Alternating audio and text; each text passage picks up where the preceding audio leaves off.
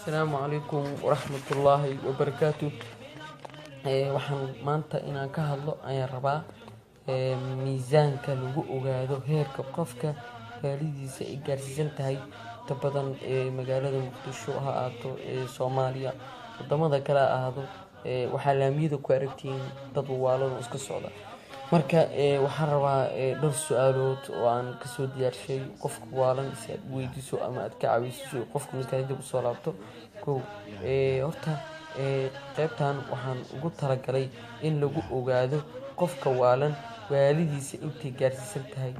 waa miisaan aan ugu talagalay in la saaro qofka waalan oo su'aalo laga weydiiyo.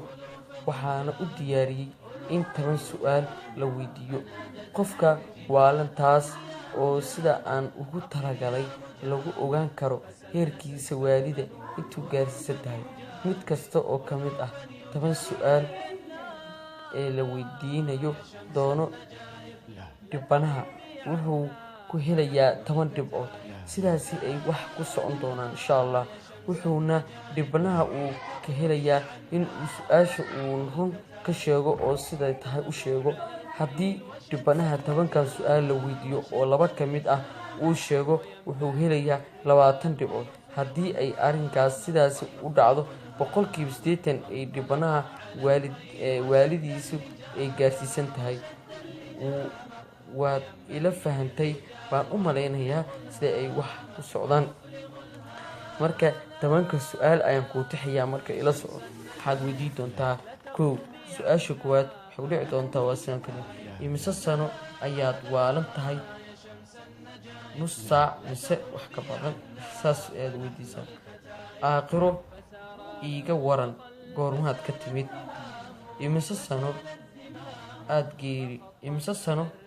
geeriyoodsan tahay?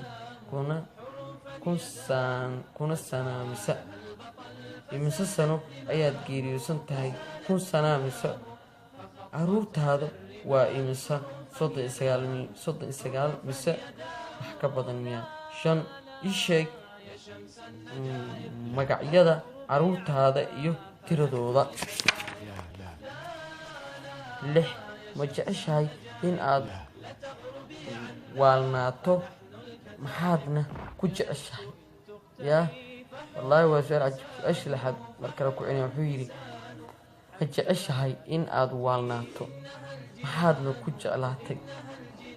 Ma ii sheegi kartaa faa'iidada ay leedahay waalida? Number 8 weligaa sambuus ma cabtay? Maxaadna ku cabtay? Number 9 aniga ma aabbaha baan ahay? Yaana ahay aniga? Sheeg. Aniga qofka aan sheeg. Aniga ma aabbaha baan ahay? Yaana ahay aniga? Sheeg. Aniga.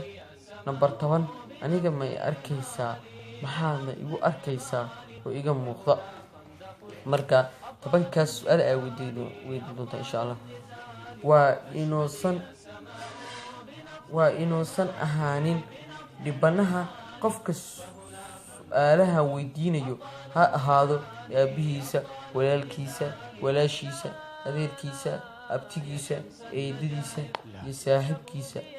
Su'aasha la weydiinayo waa in uu sheegaa sida ay tahay oo run uu ka sheego. Haddii kale wax ma helayo.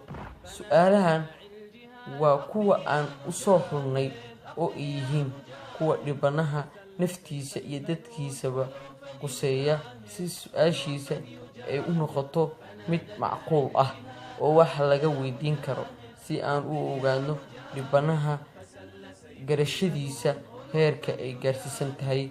Marka 10 su'aal la weydiiyo qofka si waalidiisa inta ay gaarsiisan tahay si loo ogaado. Asxaabtan jeclahay please page-kayga caanka ah Ismaaciil Happy YouTube-kiisa fadlan please subscribe saar. Assalaamu calaykum waraxmatullaahi wabarakaatuh.